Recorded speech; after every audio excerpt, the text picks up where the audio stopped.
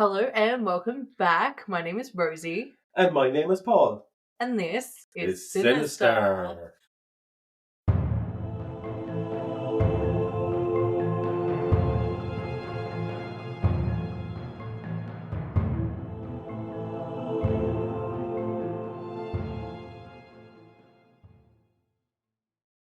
So we're finally back with part 3 of the Joan Robinson Hill saga. It has taken forever and I'm very sorry about that. But we've jam-packed all final information into this episode instead of dragging out over 2 more episodes. So this is the finale and might be a little longer. But you had a lot of investigating into this last episode. There was so much investigating. It is so hard to find all the information on this case, I feel. And there's so much random twists and turns with this case. I think you're going to be shocked throughout as well. So many court cases, so many trials. Yeah, because where we left off the last time, I was going through my notes here. Yeah, perfect. Anne and John divorced. Anne got vicious and she broke John's nose. Yeah. And they divorced her. Oh yeah, this is when Joan was dead at this stage. Yeah. So she's passed away. And they're having there was the post-mortem. And that was a terrible, the body had already been embalmed, things like that were just going wrong everywhere. But they went to exhume the body and it was already being exhumed before. Yeah, it had already been opened, her casket. So I guess where we really have left off was that there wasn't enough to have John charged with murder, but he could possibly be charged with murder by omission, given that he wasn't providing adequate care for his wife, particularly given that he was a doctor that would know how to care for a sick person. So they established that this could possibly be murder in the third degree, which is more reckless and not necessarily intentional like premeditated murder is. And that was just the best that they could do with such little evidence. I guess having embalmed the body before a post-mortem got rid of so much evidence. I feel like that was all the evidence wiped out. Yeah, it went down the drain. Absolutely terrible. It was like all fingers are pointing at John, but he had things cleaned up. And he'd organised all that to be sorted so fast. I understand people wanting to get things like that over and done with, I guess, but he just had things done so quickly before anything had been done the proper way. It just seems a little bit suspicious. Yeah, no, that gets us back up to date. Yeah, perfect. So, at this point, they held a grand jury trial, which John and his attorney Racehorse, so Racehorse is his attorney's nickname. So they both seemed very confident in it, since they felt his husband duties and doctor duties could not possibly be intertwined, and he was to either be seen as her doctor or as her husband, whose job it isn't to save, it's not your job as a husband to save your wife's life. Yeah, but like if you're a doctor, it kind of would help, wouldn't it? It would, I feel. And we kind of take you to the right hospital. Yeah, absolutely. You would want the right medical facilities for them. But since they were married, he couldn't actually be seen as her treating doctor because legally you can't be your spouse's treating doctor. You can't be prescribing the medications and things like that. I know, but you can get her the best doctor. You have the contacts for the best. For the best care. But it's just he could not be seen as her treating doctor. So he could not be charged as killing her as a patient. I don't know. The entire thing is kind of dumb logic to me with this, but that was their thoughts. But he was still giving her medicine. He was still giving her medicine, as if he was her treating doctor. That's what was her name? Like Effie? Effie the maid, yeah. Maid. Sure, she would have witnessed. She witnessed that. She testified to having given Joan medications that John had asked her to give, had prescribed for her. But Effie gave her the medicine, not John. John had as well. They'd both administered medicine at different times. Yeah. Yeah, it's tricky. So, the trial entailed, and although John and Racehorse had all legal rights with picking out their jurors and agreeing to jurors, many believed it to be a rigged trial, concerned that Ash and his other powerful friends were buying off jurors and paying them extra attention. Supposedly, Ash's friends were spending time with the jurors outside of trial, which obviously is a massive no-no. But assuming that jurors were, at the time, under as strict rules as they are now, which may not be the case, I don't know what the rules were like in the 70s, but assuming they were, that would not have been allowed to happen. There is no way that jurors and Ash or Ash's friends could be hanging out outside of the trial. That just wouldn't have happened. That's totally illegal. Completely. Even a juror should have nothing got to do with any of the parts of either side of the. Yeah, absolutely. But it was all just seen as like a rigged trial. And by the time the trial had come out, John was dating a woman named Connie Loseby. He had moved on so many times in the space of such a short trial. Anyway, here was Connie, and she vowed to stand by him through that, even if he was found guilty of murdering his first wife, because she didn't believe it to be true. She openly told people that the John Hill she knew was a kind, religious man that enjoyed music. The man she knew couldn't have killed his wife, and she dismissed all possibilities of it being true. She was not a musician, so. She loved music as well. Into music. Yeah. She was a musician, actually, yeah. Connie, like John, enjoyed music. She played multiple musical instruments. She would sing and play ballet, and she actually studied music in school. So these two kind of already have more in common than John and his previous wives. There did seem to be a lot more substance to their relationship than what John had with his previous partners. They had more in common, so I would say. They did. They already had music in common, which neither of his previous partners had in common with him. So, in an evening during December 1969, which was the same year that John Hill lost his wife Joan, and the same year that he married Anne, right? Connie was playing the harp in a duet recital in Houston, and afterwards was pulled aside by a friend wanting to introduce her to John, who was there with Robert. Remember Robert, Joan and John's son? Oh, yeah. I was introduced to John. No, John was introduced to Connie. Oh, John. All right, yes. Yes. So Connie and John during this time ended up spending time together, showing each other music and other things. They would apparently sit in John's music room for hours in silence, listening to classic music, and were able to just be in each other's company. Now, this went on for a while, but John had been warned by his mother not to bring another woman into the public eye while his trial was still going on, and his divorce with Anne was fresh. But Ash caught on to what was happening and informed the district attorney, and news was out before the trial even began. So, the same year his wife died, the same year he married someone else, he's now dating a third person. Yeah, he don't like leaving the bed cold. It's a bit disturbing. Even say he's innocent in all of that. He's innocent in her death, he's innocent in everything. That's crazy. Connie had avoided asking about Joan for a long time. However, with the trial and everything going on, she did end up asking John, who said there wasn't really anything to tell, but that he'd just gotten unlucky with his in-laws, and that's why he was now going through a trial. Like, that's such an absurd thing to say. Well, imagine this would be a public trial, would be making headlines. Yeah. They would have been news articles, and they would be having television back in that time, surely. Yeah, they were rich. So, Connie was surely known what had happened. Well, the thing is, Connie just believed everything John said because, like I said, she saw a different side to John, so she believed his version of events, which I guess you do if you're dating someone. You want to believe the best in them. But yeah, but there's a thing too. There could be some of the truth. Why would you take a gamble? Why would you take a gamble? I would not take a gamble with your life. Yeah. If he's killed his previous wife. If there's even a rumour, we don't know. He's not found guilty yet. No, but if there is a rumour that he's killed his previous wife, he's then gone through a very brutal public divorce with his second wife that he married 2 months after his first wife's passing. It's all a bit much. That's red flags everywhere. Regardless, John ended up asking Connie to marry him, which they wanted to do immediately. But Racehorse, his attorney, begged him not to do that while the trial was still ongoing. That would have been a second marriage during one short murder trial, and John agreed to wait until after the trial was over. Now, at the trial, numerous friends of Joan's testified. Remember Van, her friend who'd come around in the last episode? She had witnessed her decline. She was going to take Joan to the lawyers. She was a neighbour of Joan's. Yeah. So Van spoke of the night a few days before her death where Joan discussed going to her lawyer and amend the will, and how well she looked then compared to the fact that she passed away just a few days later. Like, she was well talking about changing her will, and then she was gone.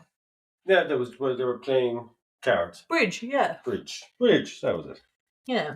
Then Effie needed to testify, and she said she was forbidden from going in the room. but she testified that she didn't know who it was that forbade her. Now, you can argue that's because she was scared of upsetting John. We don't know. Effie said that Joan never called for help and that she went herself. So Racehorse felt that since Joan wasn't asking for help, she couldn't have been that sick on that day, so it wasn't John's fault.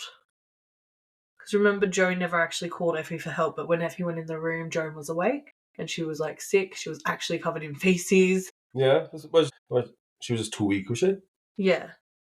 I would say she was too weak to even call for help. And one juror noted that while Effie was testifying, John was staring her down, giving her the coldest eyes. So again, the argument could be made that she was scared. She stated that John had asked her to clean up the mess, but that it was feces in the bathroom, not the bed as she had previously stated. And that John had given her nursing orders on taking care of Joan with medications and things, indicating that John was looking after Joan in her bad state, doing what he could to keep her healthy. However, when Effie started to describe to the court how unwell Joan appeared and how she couldn't carry herself, Racehorse objected since Effie wasn't qualified as an expert medical witness. But the judge did allow her to continue describing Joan's state. Effie said that Joan couldn't hold herself up again. She was releasing her bowels as they moved, and so embarrassed by it, she was clearly so unwell and just had no control over her body. Then Effie was asked if there was anything odd about Joan's bed, and she finally then stated that there were feces in the bed with blood through them, and 3 towels had been put down to cover them up,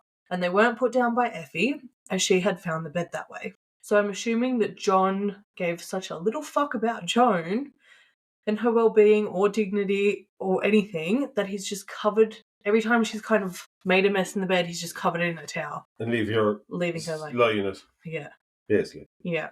Instead of taking her to a freaking hospital. By that point, when someone has no control over their bowels anymore, you know they're not okay. Yeah, but sure, like, this is all part of, look, no, he's not guilty yet, but is it all part of his plan? Is it poisoning her? Yeah, well, who knows? He's not found guilty yet. But yeah, he's just covered them up instead of taking her to a hospital or even cleaning it. Like, clean the bed, clean her, so that she doesn't have to be embarrassed to have other people witnessing her in that state. Yeah, but like, was this his plan working out? If he was found guilty, like, I'm not saying he's not found guilty yet, but if he's poisoning someone, in my opinion, that is that his plan is working. I would see it that way. I would see it that he sees that his plan is working. He wants to avoid medical attention for Joan for as long as possible and have this play out until she's as close to death as possible. But that is my opinion. That is never found the case, just to clarify. But that is my opinion. All right. Well, it seems to be my opinion too, but yeah, it sounds like that's his. Yeah. What happened? But there is not a chance in the world that you could ever leave someone who you love in numerous bowel movements. Not a hope in the world. No, but if that was nope. Right, so he was never found. But if you are poisoning someone, that would be a good indication. You're saying progress is working, and you see how bad things are going. Just wait till the last minute. Yeah. And then, loving husband, I'll take her to hospital. Yeah. And it's too late. No, when he knew it was too late. Exactly, and we remember from the last episode, he took forever to get to the hospital. He waited till the very last minute until her mother was begging him to take her to the hospital. But he didn't even take her to the hospital. He drove ages away to like a little medical office that wasn't equipped, which he knew because he'd worked in it. It was not equipped to have her in the state she was in. It didn't have the best facilities. She shouldn't have been taken there. And by the time she was there, she was too sick to be transported to a better hospital. So in my opinion, it was his plan working. So then Racehorse cross-examined Effie. He spoke to her respectfully, but this was only in hopes of appealing to African Americans on the jury. Like, he said that. He spoke to her with respect as to not look racist in front of an African American jury. So he would get them on his side. Obviously, Effie was African American. He just wanted to appear like someone who had respect for her and didn't see himself as being better than her, even though he was as scummy as John. No, look, he was playing the jury, like. He was. That's what attorneys have to do. Yes. It was just, yeah. He then went on to politely attempt to confuse the fuck out of her. So he was having her mess up days and confuse events so that she appeared like an invalid, untrusted witness because she was in her 60s and confused, and this was 2 years later. You know, she was getting the days confused. She was. Like, you do. Racehorse then used Effie's testimony from 6 weeks after Joan's death. And as I said, this trial took place close to 2 years later. So this was done to further confuse her by picking out smaller details that a person wouldn't likely remember, which she didn't, and he made note of them within court as a way of, again, undermining her and challenging her memory in front of the jury to make her look like an invalid witness. He ended his questioning by asking Effie if she would go back to working for John Hill, who again was staring her down. So obviously in this time period she had stopped working for him for an unknown reason, it's not disclosed, and Effie said that she would, since John hadn't done anything to her, which obviously was only asked to make John look good for the jury. But what would she say while he's glaring her down? What is she going to say? No, I'd never go back to working with him. She's scared. Well, no, she probably wouldn't have got a job anywhere else. Yeah. Well, yeah. There are so many reasons that she would have had no choice but to say, yes, I'd work with him again. Then Ash's attorney asked to read Effie's entire sworn deposition, which would have been admissible in trial had Racehorse not read parts of it out to try and confuse Effie. So in Racehorse's attempt to confuse her, he's brought up her testimony, which Ash's side could not have brought up had it not already been open. It was like the file was open, so now it was usable. So while Racehorse objected, knowing the emotional impact would be bad for John's defence, it was allowed and it was admitted to evidence. Made a boo-boo there himself. He made a massive boo-boo, which he instantly regretted. The following day, Anne was scheduled to be witness. Now, like not being able to testify against your spouse, Anne was not allowed to discuss private discussions that she had had with John while they were married. So anything while they were like legally married, they could not be discussed. Because going against spousal privilege is you can't do. You can't go against spousal privilege. Is that a crime? I don't know if it's a crime, you cannot talk about your partner, your spouse. Still, no. I believe it's still. Anyone that's married, you can't testify against them in court. Sure. Yeah. I don't know if it's in this country, but it's in America. Well, I suppose it's the severity of the case. Like if it's the partner against the partner, like of domestic abuse. Yeah, I guess if like it's a husband against a wife or a wife against a husband, that's a completely different situation. But anything that's classed as like pillow talk in bed is... And you're divorced after being divorced. What's right, what's wrong, what's true, what's not. Yeah, and it was a messy public divorce. You know, it's very tricky. So Anne was very limited on her testimony and what she could share of their time together. However, it was found that if an act of violence is committed on a spouse throughout marriage, then the privilege status is basically void. So any events that happened exactly prior to violence or like directly following violence, that can be discussed in court. Well, I suppose, once there's proof of it, yeah. Like, it's probably not she could have went to a doctor or someone seen her bruises or... I guess this wasn't really proven. This is messy. This gets messy from here. Given that John was on trial for murdering Joan, and Anne had attested to him having attempted murder on her as well, she is allowed to discuss anything around that particular act of violence, but other things while married she can't discuss. But they were married a couple of months, were they? Yeah, a couple of months. So if Anne stated that John said that he killed Joan and then acted like he was going to kill her, Anne, next, no spousal privilege for that time period. Things that were said before or after the act of violence, she can openly discuss in court. And that's messy because lying does exist. It's not a bad loophole, obviously, because that does allow people to testify against their partners when they have been abused and things like that. But it's messy when things like divorce are involved. So Anne went to court dressed for the male gaze to get the male jurors' attention, apparently. So she was dressed very tits out, short skirt. Good for her, but like court is supposed to be a respectable thing. Yeah, but I suppose it wouldn't be like tits out like today. Tits out for the 70s? I've seen photos of Anne. She looked like she was tits out. Well, you go, Anne. And she was cross-examined on the stand. She addressed that John had chased her while he was married to Joan and how they had begun an affair while he was married to Joan. She said John openly hated Joan and that he couldn't stand to be around her, and then discussed them living together. And then went on about John having taken away her key to the bachelor apartment only a few days after Joan's death, and how when they next went there together, there were petri dishes full of some growing bacteria.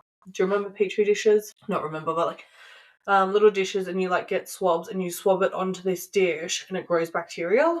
So if you like, we used to do it in science and it just like harbors bacteria. Yeah. Anyway, there were these petri dishes there full of growing bacteria. She was clearly trying to imply that John had been there to grow a disease to inject Joan with. And the issue is that Anne's not educated like that. And for that time, I don't think petri dishes would have been known. Like, I don't think she would have known the term petri dish so commonly, and probably shouldn't have been able to determine it from another item. Like, how did she look at that going, there is growing bacteria on that petri dish? It just seems a bit... She was educated in that. Or something she was told. It sounds like something she was told, more so than her actually being educated on the matter, because she doesn't have a medical background. She doesn't have any of that, so it just seems a bit far-fetched. So I think Racehorse came up with the theory that she was fed this information, which I too believe she was fed this information. There's like a big term was that she shouldn't know nothing about it. Exactly. And because she knew everything that had happened prior to this, she knew about people going to Ash with information, and she had now become close with Ash to get at John. It seems like she was fed a lot of information, but who knows? Who knows? She then went on to say that there were 2 cardboard boxes in the fridge filled with pastries, and John wouldn't let her eat them and took her out to get food instead of letting her eat them. So she's brought up the pastries, which I think if he had pastries full of poison, why would he leave them there? Yeah, but like if you're doing pastries, you can get fresh ones every night. Yeah. You're not going to take 2-week-old pastries. It just seems a bit... The cream would poison you, know? Yeah. If they're cream pastries. They were chocolate eclairs. Yeah. It just seems, like she was fed information. That's all I can say about that. Who knows if that's true or not. So Racehorse objected and called for a recess. He wanted Anne to get off the stand. Like, granted, I don't think she was telling the truth. But Racehorse tried for a mistrial. The judge wouldn't allow it, but said that they were only to discuss the act of violence with Anne and nothing else. She was saying things that she shouldn't have been talking about because they didn't directly involve the act of violence. So the next day, Anne was back up on the stand and told a story. And it sounded like a story. She was practically acting out parts and giving suspenseful stops and rising and dropping her tone. It was like a very theatrical telling of events, which people thought the jury wouldn't likely believe. And that's fair. Now, everything I'm going to say is just Anne's recount. I'm not saying anything's fact or has been proven as fact because it hasn't. I'm about to tell you her story. So her story was that a month into their marriage, Anne and John dined at a restaurant. It was the anniversary of her sister's death, as in Anne's sister's death, and she felt bad for not being with her family, and John was in a funk, unresponsive to her feelings. So they ate in silence until John declared that everyone was staring at him, probably because they knew he murdered his wife. But anyway, Anne tried to brush it off, saying they were looking at her because of how happy she is. John denied it and said he thought when he did the truth serum test, the staring would stop. So obviously that was after he'd done the truth serum test. And Anne responded that she'd wished he'd done it under other circumstances. She then went into detail of having found him injecting something into his hip he declared was a vitamin just before his truth serum test, and she even helped him administer it.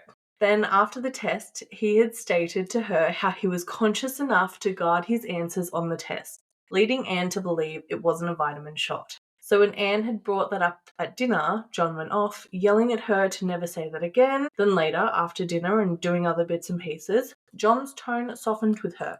This was a few hours later. And he suggested the couple go for a drive, and he drove Anne a few hours away. And it was at that time, around 3 a.m, that she was tired. So she asked to go home. John refused. She said she needed to look after her children and go to the bathroom, but he wasn't turning back. Then apparently John started looking quite scary. His face changed, his demeanour changed, and he slowed the car and said calmly, "I really didn't want it to be this way, but Joan never would have given me a divorce and Ash was seeing to that." He then said he had taken all human excretions from the hospital, as in feces, urine, pus, mixed them together and started growing cultures in the petri dishes. He said he'd given her the pastries, but it didn't do anything, and when he gave her injections, she vomited everything.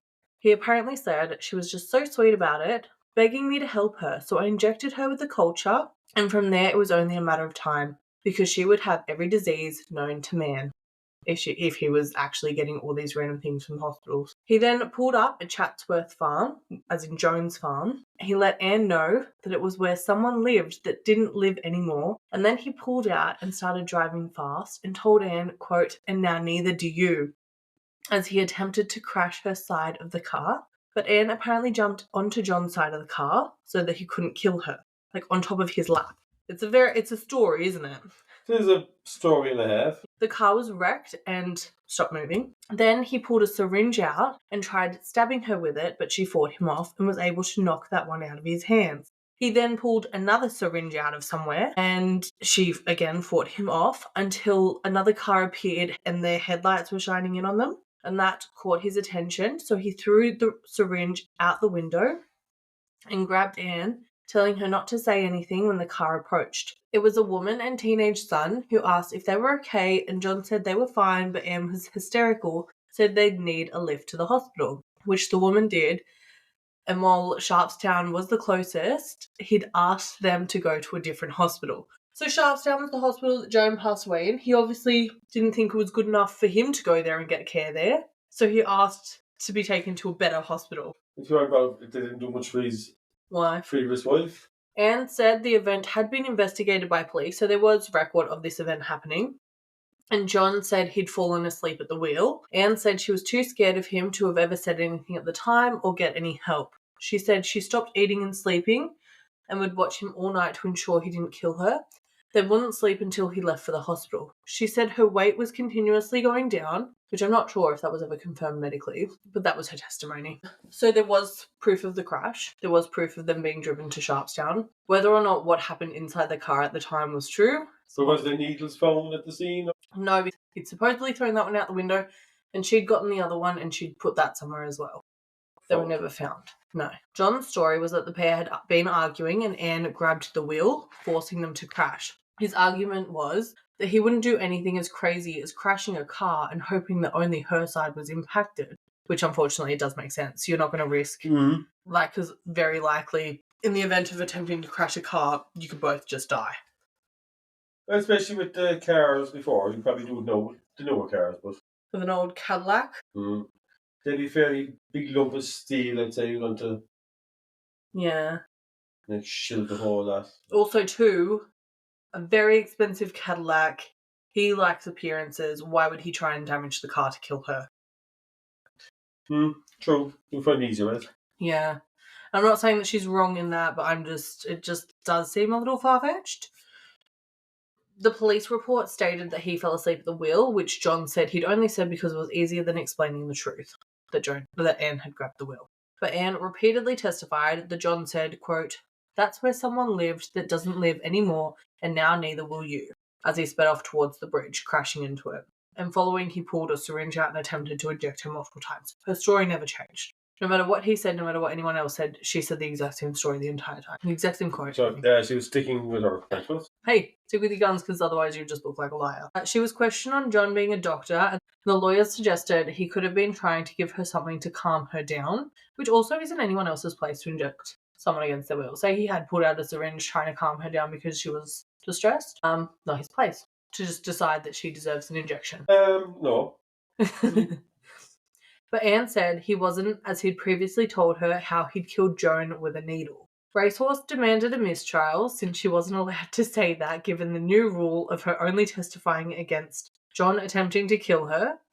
And now that the jury's heard that, it can't be taken back. Like, she'd said it. They can't unhear it. And that could still affect their judgment on the case. But a mistrial wasn't approved by the judge. They went on a lunch break, and on returning, the judge said he'd read Anne's testimony, and that's when he granted the mistrial. He granted a mistrial? He granted a mistrial because of her testimony. It was too far-fetched. He agreed to reset the case for another trial later down the track, and Anne Kurth hyping it up and discussing other matters than what she was supposed to in an attempt to have John imprisoned was to blame for that. So because she was making it such a theatrical event... She was being a bit of a drama queen. Yeah, so he granted the mistrial.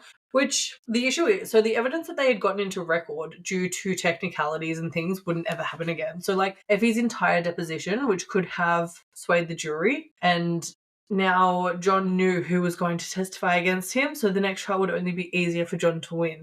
He knew the witnesses, the evidence had gotten admitted to trial. That wouldn't be admitted again. Racehorse wouldn't make the same mistake by bringing that up with Effie again. You know what I mean? Yeah, so the was pushing Anne to fuck up, basically. Yeah, it's bad. And Anne would not be allowed to be used in another trial due to what she said in this one. It's terrible. And she'd never be able to sway a jury anyway, again, after all the commotion. And obviously news reports blamed Anne Kurth for blowing the trial, so that was very public. Ash was super disappointed in all the work he'd done to get John Hill charged for a mistrial to occur, and was open to his friends about how horrible it was to have spent all that money for nothing to come of it. Because if you remember, he put a lot of his own money into further investigations and attorneys and things like that. He also said he was fueled by hate, given that John came into their lives with nothing and Ash set him up everything to build his future, and he had his only daughter, only for John Hill to take away the thing Ash loved most in the world. But is this Ash no talking court? No, because this is what he's telling the media, he's telling his friends. So he's fueled by this hate because John came in and he took away Joan, the person that Ash loved most in the world. And Ash said he can't stop until someone punishes John. So 4 months after the trial, in June 1971, John and Connie arranged to get married secretly at Connie's parents' home.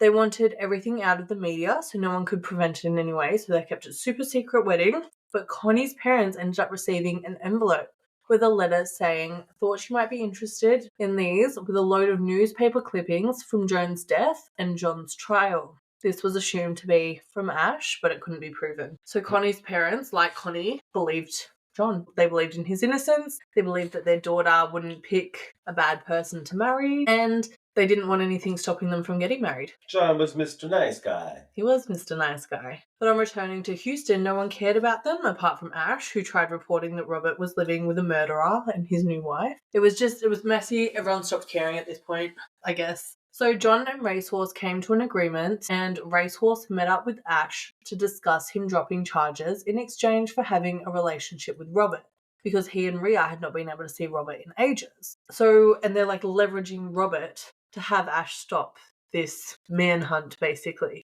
But Ash refused to drop the murder charges. That was still his little girl. Now, the trial kept being delayed, which only made Ash angrier. All he wanted was justice for Joan, and he wasn't getting it. So a trial would be set up, and then it would be cancelled. It was just messy. The judge of the original trial retired. The DA had moved on to a different job. Everyone that was part of the original trial on Ash's side basically had moved on and wouldn't be in another trial because they'd been pushed off for so long. And with it being pushed off, John wasn't in the spotlight so much, and he started getting referrals again and was obtaining more work. And having Connie worked in his favour because she was seen as such a lovely woman that people were praising him for being with her. Now he's back being boosted in the spotlight for good things. However, eventually a trial date was set for November 1972. In September 1972, so 2 months before the trial, Connie and John went to a surgeon's conference in Las Vegas while Robert was home with John's mum, Myra, where they arrived a day late to stop in San Francisco for a romantic night. So they were on the plane, they were supposed to go straight to Las Vegas. They went, hey, let's stop in San Francisco. We'll have a nice romantic night together before the conference, and then we'll go to the conference the next day. Who was John and Connie? Yeah. And the night they weren't there, in Las Vegas, a man with a moustache was desperately trying to find John at numerous hotels, but John obviously hadn't checked in anywhere, so the man left Las Vegas.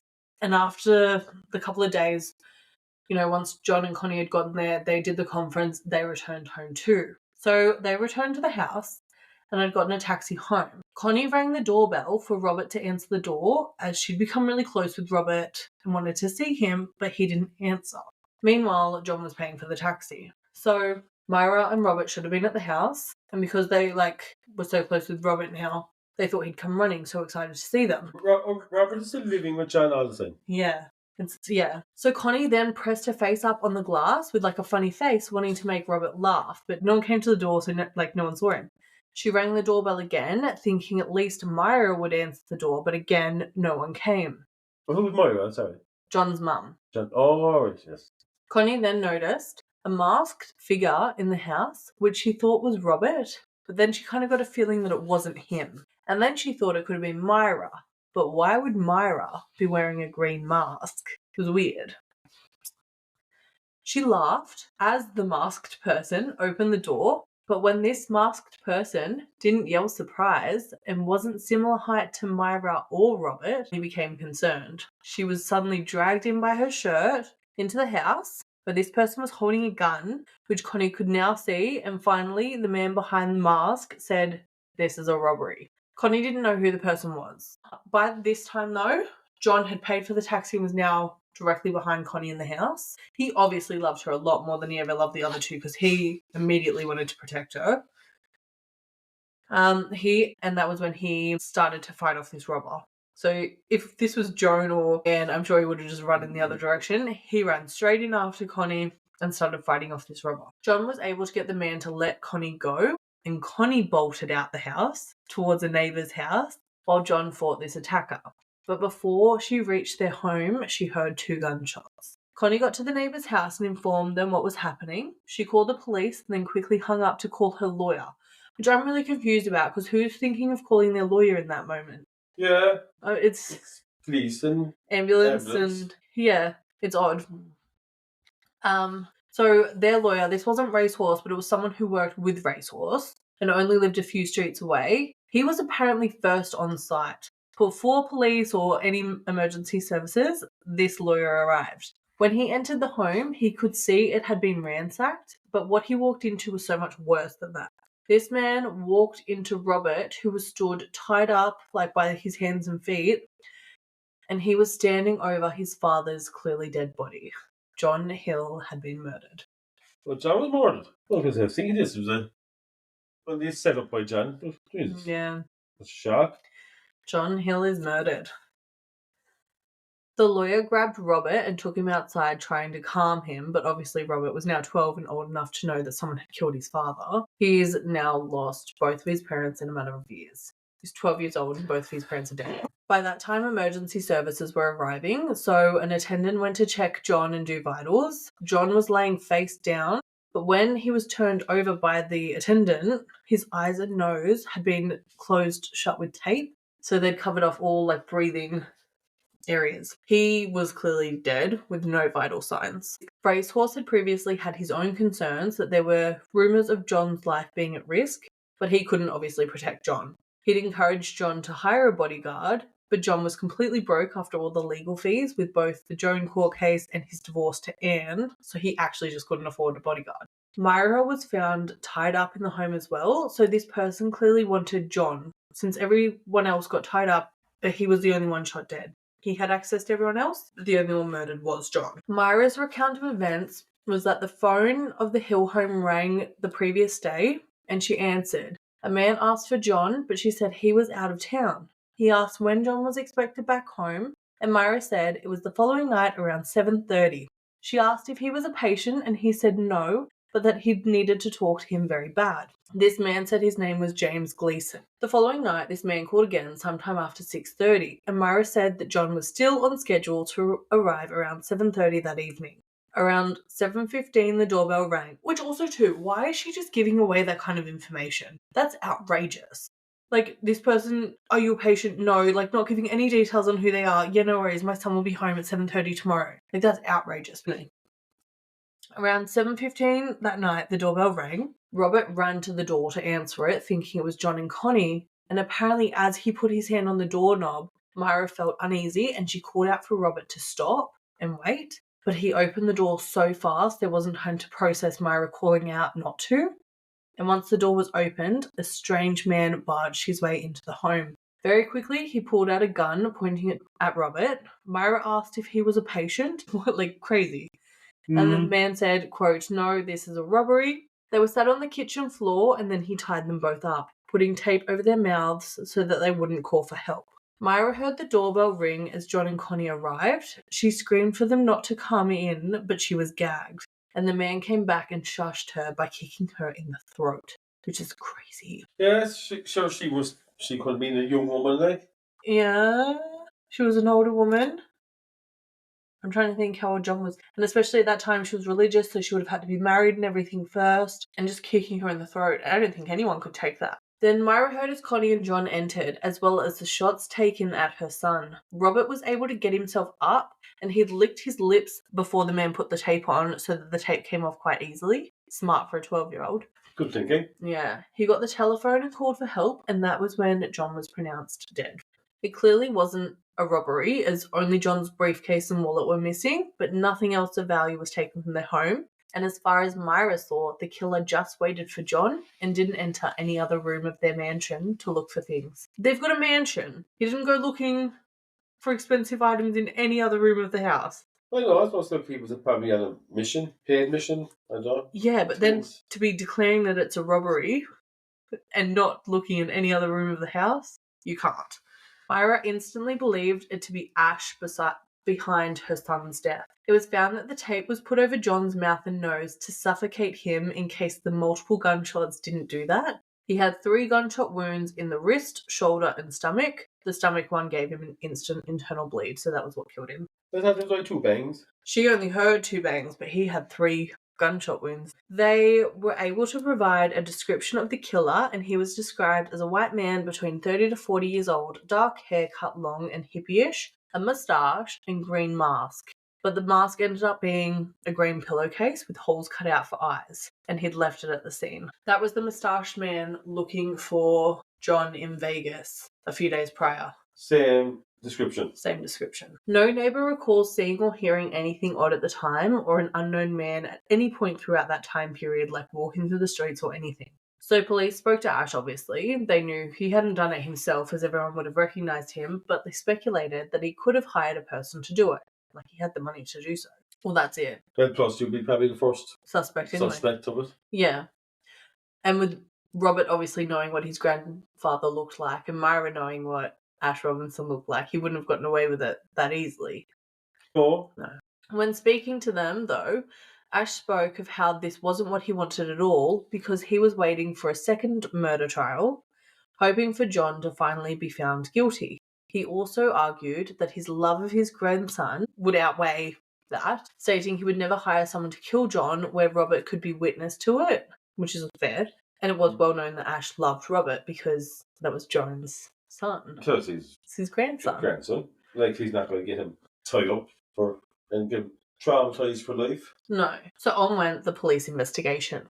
They received a call about children finding John's briefcase, but on discovery, young children had touched the briefcase with dirty, sticky hands, so there wasn't a lot that they could do with that. So they looked around that area for John's wallet, but instead they found a gun. After 3 days, the gun was found to be an exact match as the gun that shot John Hill. So they traced the gun, finding it belonged to a doctor in East Texas. So police went to his home, and the doctor basically thanked them for finding it, wanting to send them on their way. But obviously, police had a few more questions, like how a gun belonging to him was found in a bush near a murder scene. Now, the doctor did have a story, but he wasn't super keen on sharing it, which was why he was attempting to get the police out of his house so fast. Regardless, he now had to share. So in February or March that year, which was 6 months prior to the shooting, this doctor had hired 2 female sex workers to come to his home.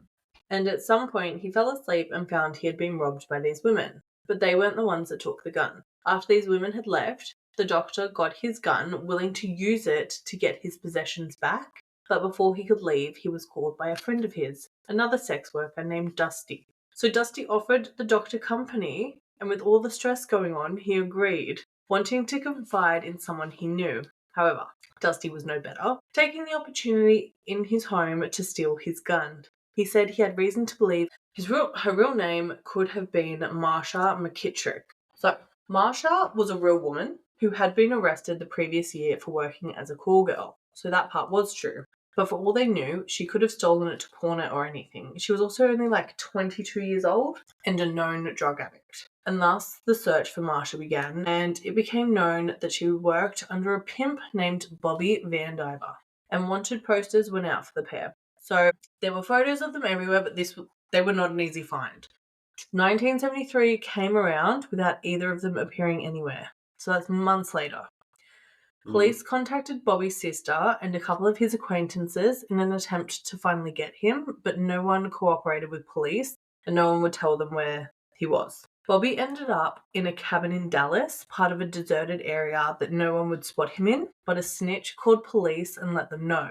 In April 1973, Bobby Van Diver was arrested at this cabin, but he was told it was for an old burglary charge, not that he was arrested under suspicion of murdering John. He wasn't very cooperative with police, and it wasn't until the second day of questioning that John's murder was even brought up, and that was when Bobby was asked if he killed John Hill.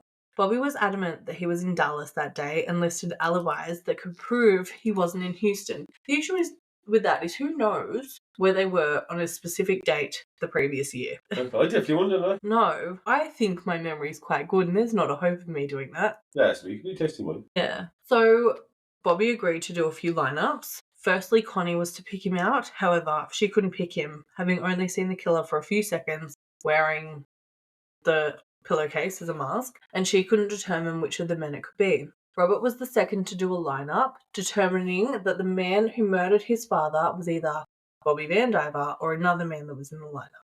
But Myra was instantly certain that Bobby was the man that murdered John. So police told Bobby this, who declared that Myra was crazy. But police told him that it was between him and Marsha who got the best deal. If he told his story first, he would get the best deal, but if it was Marsha, she would. He denied knowing Marsha. They also mentioned a woman named Leila Paulus, but Bobby's response was, "Oh wow, you know her name?" instead of denying who she was. But Bobby went back to denying anything to do with any murder and didn't explain how he knew Leila. Do we know? Leila. She hasn't come up yet. Okay. She's new. So Bobby ended up speaking to the district attorney, who said that with a deal involving him giving up names, Bobby could likely get a 12-year sentence where he was out between 2 to 5 years. For murder. Like, that's crazy. But they really wanted whoever hired Bobby. He spent the night thinking about it, but still didn't have a lawyer, so he didn't get a lawyer at this point.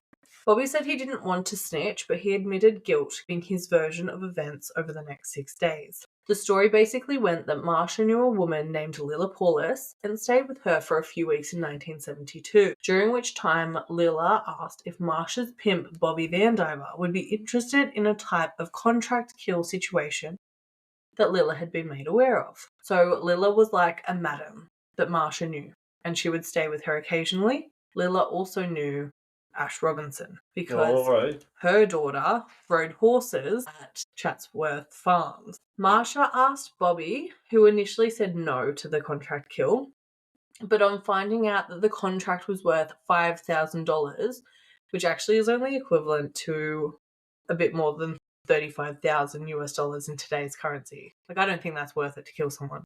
Murder, jail, stress. I just don't think 35,000 is worth it.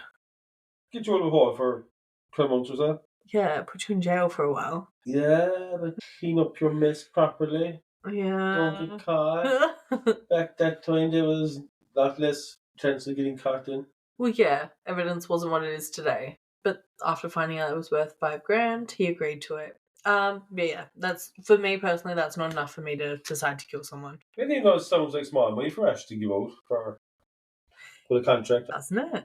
He's rich. Like he was giving bigger lump sums to his son-in-law. Yeah. Here he discussed how Marsha had called John's office to, quote, book him, but was told he would be at the conference in Las Vegas. There they found the plastic surgeons convention, but somehow were informed of John's hotel booking.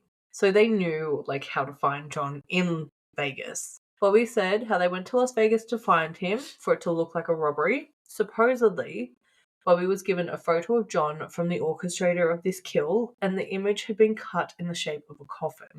So, like, his photo, yeah, had been cut out like that. Well, you think Ash, well, Dillian, if it's Ash just behind this, why would he be telling a prostitute about his? It was a madam. Madam prostitute. A madam orchestrates prostitution. Was it, like, I guess in his head, if it was him that did this, he's probably there thinking that she knows enough about the underworld to know someone bad enough to orchestrate it. Yeah, but there's underworld and there's fucking, like, there's fucking prostitution and there's underworld, like, there's... But a lot of the time, not always obviously, but a lot of the time they can come hand in hand. The pimps can be hitmen. And like they can be linked in certain ways. And I guess in that time probably more so. Which was probably legal there, no? No. No. Marsha had been caught because she had previous convictions as working as a prostitute. No, what part of America is that? Texas. That's legal in America. Oh no, that would have been Vegas. No, it's illegal in America. It's in every fucking American film. Restaurants, everything. Yeah, but usually they're like walking the streets and stuff. Hmm. And then they get arrested by police if they get caught. Have you not watched an episode of SVU? Where they go and pick up the girls on the side of the road. Yeah, I know, it's just what they do. Just trailer with that. American restaurants, you think, possibly. No, I believe it's illegal here. I believe it's illegal there. Oh, yeah. Yeah. So they went to Las Vegas in search for John, but when he hadn't arrived the first night, they were told by Leela that she'd heard of them going to Seattle instead. I think I said San Francisco before. They went to Seattle, not San Francisco. My bad. And so they left, deciding to meet John when he returned home. That was when he was able to get John's home number and started calling there to get all the details of their return. Also, too, it's hard to imagine some random person who orchestrated a hit on John having his home number when Ash would have had his home number to just give to whoever was doing this hit. You know, how many people would have John's home number and address and everything? Yeah, you were kind of keeping all your kind of own personal stuff over, like. Yeah. Someone's like, I don't think someone's like Ash wouldn't make a slip up like this. It's good. Okay. So they were able to get his home number and they started calling there to get the details of his return. He gave all the details of tying up Robert and Myra, waiting for John to arrive, and Connie going in first. Bobby detailed how John attempted to fight him off, even while Bobby was actively shooting him. So Bobby shot him 3 times till he wasn't fighting anymore, took John's wallet and briefcase, and then fled the scene. Bobby had taken these items because Lila had said that there could be up to $2,500 in either of them, but there was only medical papers in the briefcase and $800 in the wallet, and after finding it, he discarded of both items. So I guess that was $800 on top of the $5,000 he was getting for the hit. Marsha arrived late to their meet-up spot as she'd gotten high and couldn't find the street that they were supposed to meet at. So she was his ride, and yeah. From there, Bobby paid Leela $1,500 for getting him the job and all the tools needed to do it, and then he went on the run with Marsha. Now, supposedly Bobby was just Marsha's previous pimp, but I think it's very clear that there was a serious type of love between them, which I don't think it was romantic necessarily, but they're very protective of each other, and he cared more for her than he did for any other working girl that worked under him. So they both go on the run while using different narcotics and terribly attempt to disguise themselves. So Bobby actually bleached his hair, but he turned orange and blistered his scalp. So he wore a blonde wig instead, and Marsha somehow changed her appearance too. Early in, they separated for a while, but once the gun was found as evidence and like that was public news, they got back together to hide. But by then, Marsha was using heroin 3 times a day and kind of struggling to stay hidden, obviously. You know, when you're on drugs, you're messier. It's just not good. And by now, their money was running out. However, Bobby would not let Marsha go back to sex work. She would offer, but he always argued that he'd find another way to make them money. It's a weird relationship they have. He was apparently very strongly against her working as a sex worker, even before this, while he was actively pimping her out, and he was said to fuck up bookings for her, even though he was getting a cut. But like, yeah, but pimping with a fucking heroin addict. That'd be a bit too much takers, I'd say. She was very popular. She was stunning, very popular. She did very well. She was 22, gorgeous. She had it all. She did do very well. The money she was earning was crazy good money. The money he got for this kill, she could earn in 2 weeks. Just crazy money. But their relationship... Yeah. Their relationship beyond a general friendship isn't known. But anyway, he went off committing petty crime for them, both to maintain their lives. But he wasn't always able to maintain the big money that they were used to. So, while Bobby was sleeping one night, she took a load of money and got a flight to Las Vegas to meet up with another pimp she knew to get back into sex work. And Marsha went back to having money. After a week, she called Bobby to taunt him about all the money she'd made and wanted him to know how well she could do without him. But suddenly, her name was in papers and people were looking for her. She was also missing Bobby and living a stressful life, constantly looking over her shoulder, waiting to be caught.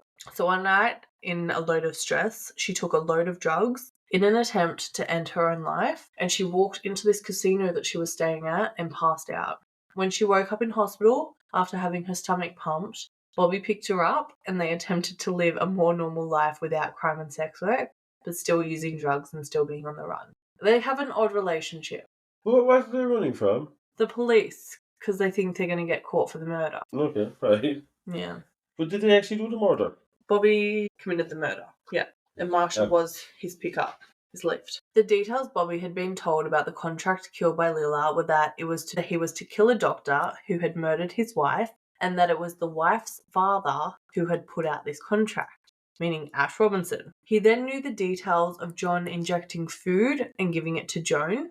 Bobby had also been told that the person orchestrating John's murder didn't care what happened to anyone else who was in the house, but not to harm Robert. That was the only instruction. Which, again, sounds like Ash Robinson. No, I don't. I don't believe it. You don't? No. Really? Why? I don't.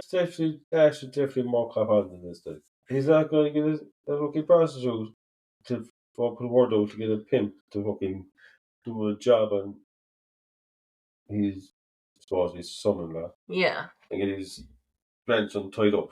Yeah. I don't. I say Ash is more of a brain than this thing. This is definitely all bullshit, I'd say. Okay. I don't know. Don't sound like Ash. Now, that would obviously lead any normal person to Ash Robinson, as I said. So, police tried linking phone calls between Ash and Leela, but couldn't, and they weren't able to actually link them at all. And Bobby wasn't able to give them his name, just called Ash the father of the wife.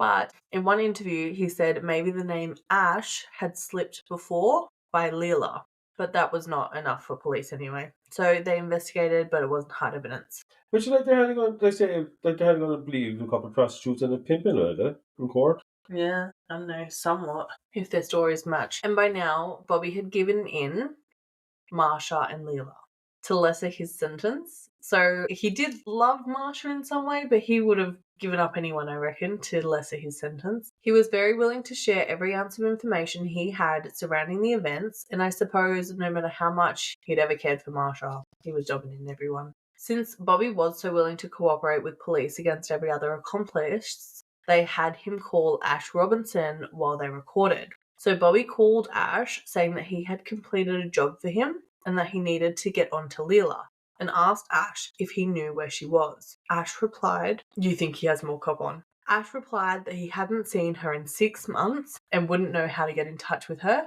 and then just hung up the phone. That was a dead end. So now it was just Leela and Marsha facing charges. After arresting Leela, they went to Ash's home and told him Leela had been arrested and they think he had something to do with it, but Ash maintained his innocence and refused to talk to them. It took them a little longer to find Marsha, and she actually took herself to the police station with a lawyer, since they couldn't actually arrest her, just question her, and Marsha was left free to go. Bobby was also released on bail and free to go until trial. I do find that odd because he'd confessed. Would that not be a thing where you couldn't get bail after confessing? You'd be thinking, yeah, look.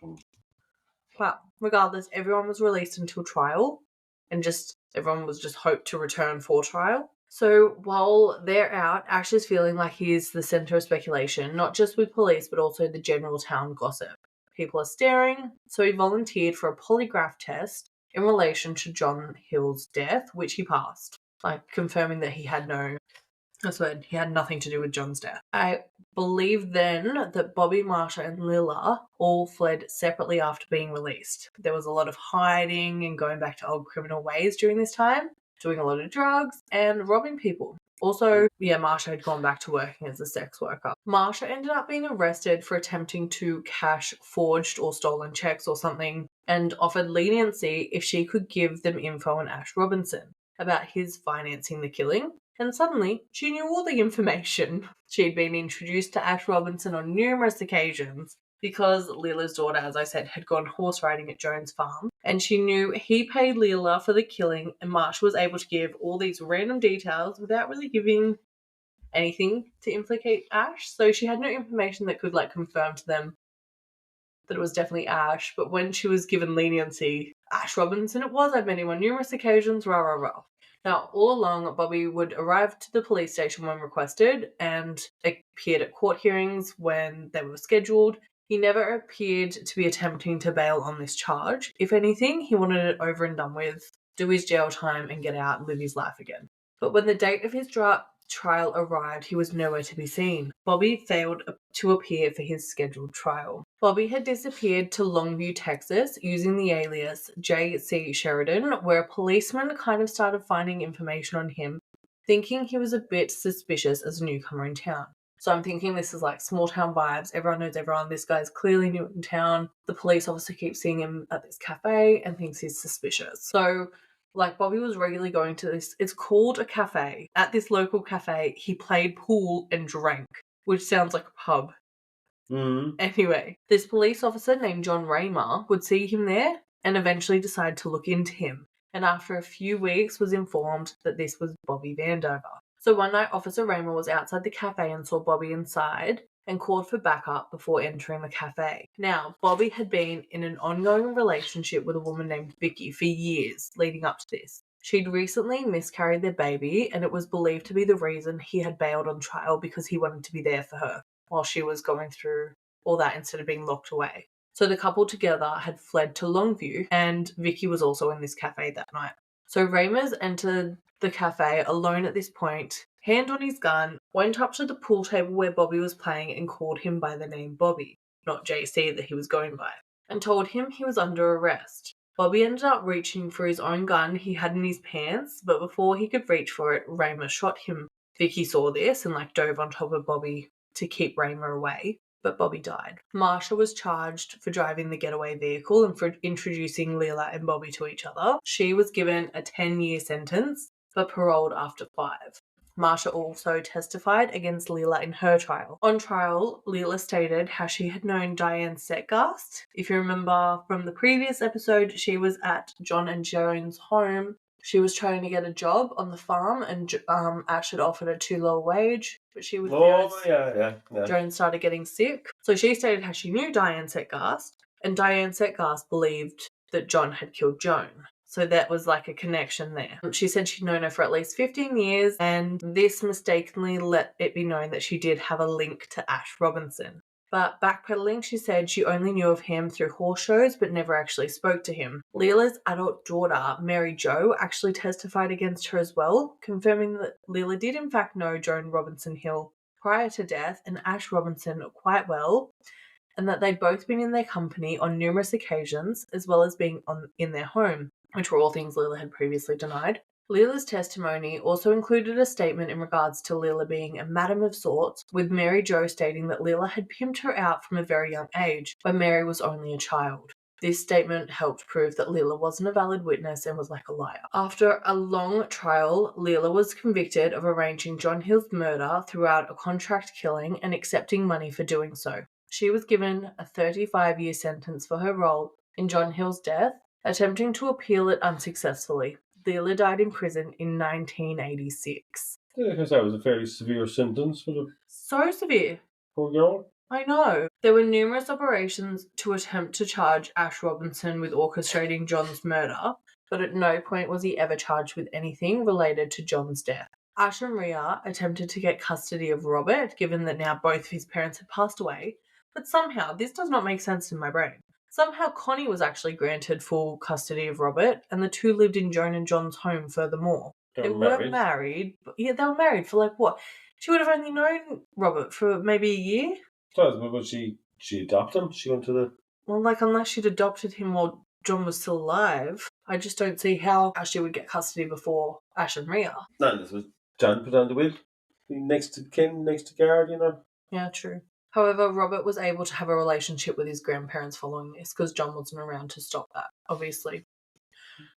Ash ended up dying of natural causes in 1985 after being hospitalized for about 2 weeks. Obviously, he was a bit older. He was older having kids. He was older with all of that. And even dealing with the trial, he was older. So he did live a very long, full life. And he didn't die in hospital. Or didn't die in jail, so. I was like, no, I just said he did. He didn't die in jail. I thought you knew something I didn't know. Alright, sorry. This head has just taken a lot in there to last. It's a hectic story. So this is why I wanted to do it in 2 parts, but I'm happy to just finish it up. But after everything, no one was ever found guilty in Joan Robinson Hill's death, and the person that orchestrated the killing of John Hill was never discovered. And this entire ordeal ended in 3 tragic deaths. That's like Joan, John, and Bobby. That one girl gets 35 years in jail then for nothing. For nothing, for like helping to orchestrate a supposed contract kill, but they couldn't even find out who did it. Also, too, we've got another case that will be out in a couple of days, and in that case, someone gets much lesser sentence for a much worse crime. And I think it's crazy how this stuff works. How can someone get 35 years and the next person we're going to be discussing only gets 17? And it's weird. Now, how did she get 35 years in jail, like? I don't even know. She didn't even live long enough to outlive her sentence. Yeah, but surely she still couldn't have orchestrated the crime. No, it wasn't her. She just heard about the killing. Yeah, so how would they come up with 35-year sentence for her? I genuinely couldn't tell you.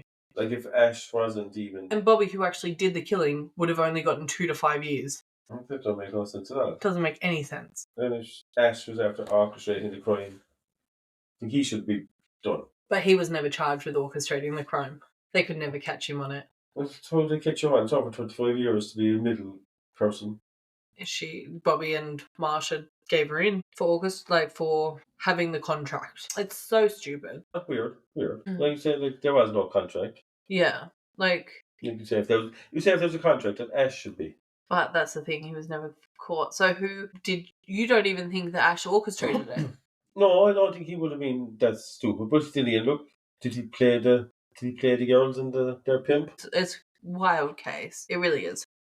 When I first looked into this case, I thought there were 2 deaths. I thought there were way less twists and turns. I thought this could be a 1 episode, one and done situation.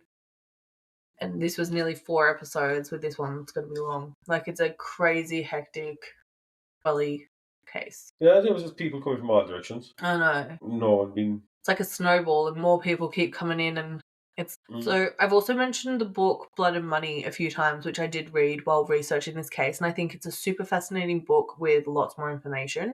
I did struggle with it a little. I told you how I struggled with it a little because it was just written in a previous time. I think it was written in the 70s, and words were used that they would not be able to use today. People were called names that they couldn't be today. In that sense, it was a very hard read, but I do still think it's a really fascinating case to find out more about this case if people are interested. Regardless, Anne Kurth actually attempted to sue the author of the book, whose name is Thomas Thompson, for his portrayal of her in the book because he described her as a, quote, provocatively dressed, heavily made up woman. So she attempted to sue him in a $3 million lawsuit, but her action was dismissed because although the description was derogatory, it was accurate, the judge said. Well, she was a heavy woman. No, it said heavily made up. Well, heavily made up, I think. Heavily?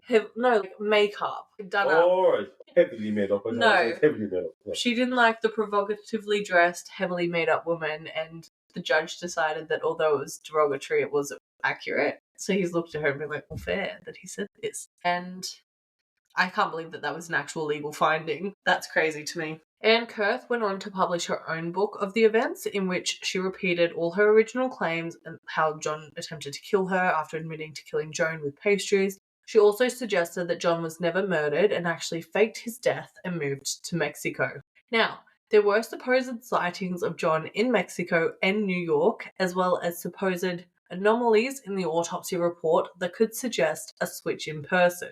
Supposedly, the John Hill found after the murder had different coloured eyes than John Hill had, which is a massive, massive differentiation if it's true. However, in my opinion, John was broke after all his legal fees and loved Connie more than he loved anyone else. How could he afford to fake his death and flee? I don't think he also would have given up that music room for anything. I said this Anne is just going. She's just make up stories the whole way through. I think she just wanted the money, the attention. I think she married John for his money. He stopped having so much money. She started getting angry. I think everything is very her just being money hungry.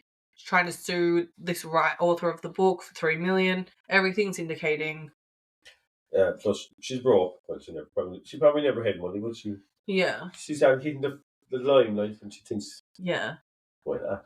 Well, that's it. She did end up passing away too back in the day. But that is everything we have on the Joan Robinson Hill and John Hill saga. Well, I do hope you enjoyed this stretched out ordeal. But as I said, it's a case that needed thorough detail to give it justice. It is such a intertwined case that if you just get bits of information here and there, so confusing. You need the full story so thoroughly laid out because it's a lot. I personally didn't read Anne Kurth's novel too, or watch the movie since that was based on the novel. I just, like I said, got the impression that she was money hungry and power hungry, and she had a vendetta against John, that she wanted to just talk shit about him and their relationship. I could not use her words as gospel to use in this case, so I just didn't really read it. Yeah, she sounded like she had a bit of an imagination, right? Yeah. The fact that her testimony was chucked out of court kind of says everything. Led to a mistrial. That says enough. But no, we hope you enjoy. We will also be releasing a new episode in just a couple of days. So that'll be out very soon. There'll be much less of a gap between the next episode. Cool. No, fair play. There was a lot of work gone into that case. Fair play to you. Another good job done. Thank you. Now the story of Joan Robinson Hill is over. No one got done first. No one got done in the end. We don't love unsolved cases. I don't anyway, but it's such a fascinating case, I think. Well, I suppose, going back to the case, it was probably John. It's probably John. I personally think John Hill killed Joan Robinson Hill, and Ash Robinson orchestrated the contract killing. No.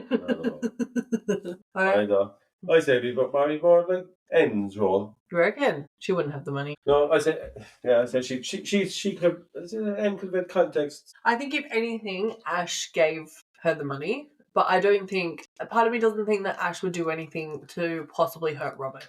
I think you should read Anne's book and it'll all be on that. There you go. You don't know. You haven't read her book. I will not read her book. It'll all come out. She's a porky pie teller if I ever saw one. Yeah. She's like, we want a bit of truth in the book. There's no, gosh, imagine. I doubt it.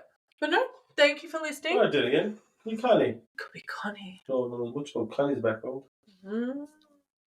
Yeah, she gets the kid, she gets the money, she gets the house. She gets the whole fucking lot. Oh, Connie? Who knows? Let us know what you guys think. Interesting to know. I will thank you for listening. It's not Ash. We will see you very soon with a very new episode. Bye. Bye for now.